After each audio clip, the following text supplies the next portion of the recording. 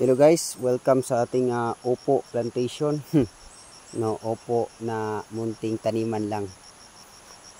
So ito na yon at nakapag-harvest na tayo isang bisis dito. At kung napapansin niyo, marami ang kanyang bulaklak. At marami na rin ang kanyang bunga.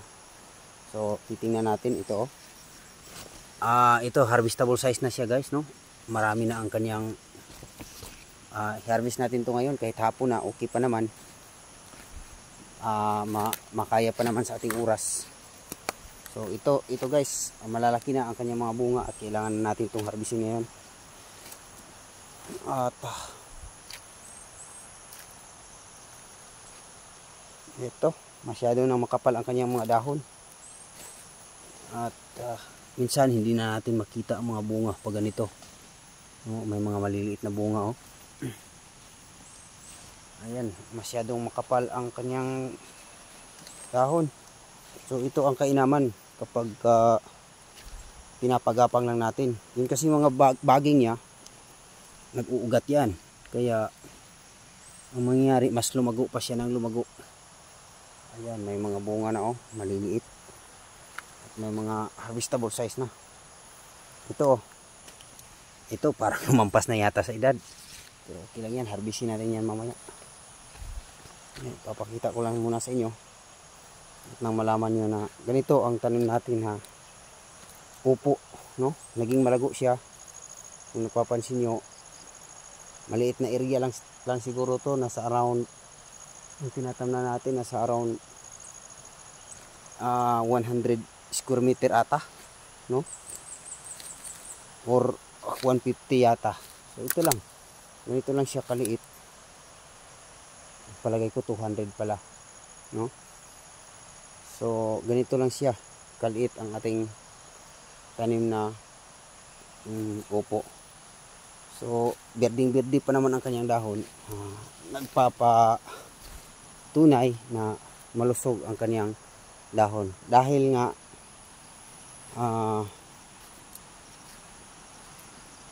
kinuha na natin ito ng mga damo, ang area na to. Ang dito, portion dito, yung hindi na nakayanan sa ating oras dahil masyado tayong abala, napapansin nyo, medyo manilaw-dilaw ang kanyang dahon dahil sa kompetisyon ng mga damo. So hindi na nakaya ng ating tagapaglinis dito na damuhan dahil naging abala siya sa kanyang mga gawain. Okay, ito. Titingnan nyo, napakadilaw ang kanyang dahon.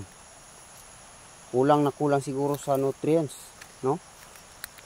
At siguro dahil na rin sa yan, malapit siya sa mga punong kahoy, hindi siya masyadong nakakakuha ng mga sikat ng araw. Kaya nagkaganito ang tanim natin dito, no? Manilaw-dilaw, halatang kulang siya sa nutrients. Samantalang dito guys, oh, kulang din siya sa nutrients dahil hindi siya masyadong nakakakuha ng sunlight. So ito ang magiging resulta o problema natin kapag kulang sa araw ang ating tanim, no? Ito may bunga naman siya dito dahil medyo malayo-layo na siya sa puno. Hindi na siya sa malilim na lugar. So dapat talaga pag nagtatanim, dapat may tamang sunlight siya para magiging maganda, magiging maayos ang kaniyang malaki na ang bunga oh. Magiging maganda at maayos ang pagproseso ng kaniyang pagkain, no? Dahil nga ang tanim, pag hindi nasisikatan ng araw, hindi maganda ang kaniyang pagmanufacture ng kaniyang mga pagkain. Katulad din ng tao yan, no? Kaya lang ang sunlight nangangailangan, ang tanim nangangailangan siya ng sunlight para maproseso niya ang kanyang mga pagkain sa dahon kasi yan eh. So yan, ito mayroon tayong tanim dito na kamatis. Kaya lang hindi tayo ganoon ka eksperto sa pagtatanim ng kamatis. Ito may mga problema yata. Ayan, yung iba namamatay. Iwan ko kung anong nangyari sa kamatis.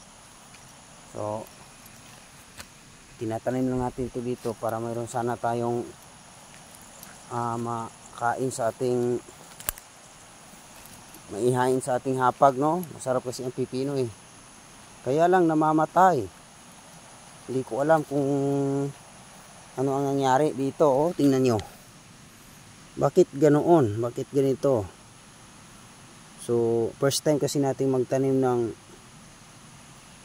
ng talong, kamatis pala, at namamatay siya. Siguro hindi ako ang nagtatanim dito, actually si kuya, at ewan ko kung paano niya to itinanim. Baka masyadong nalapit sa, nilagyan kasi natin to ng ipot ng manok eh.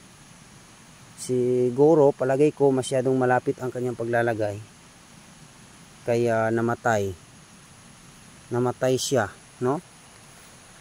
Ito malaki na sana, oh, pero namatay. Oh, namatay. Oh, harbiso na to na. Ito may mga kamatis pa dito.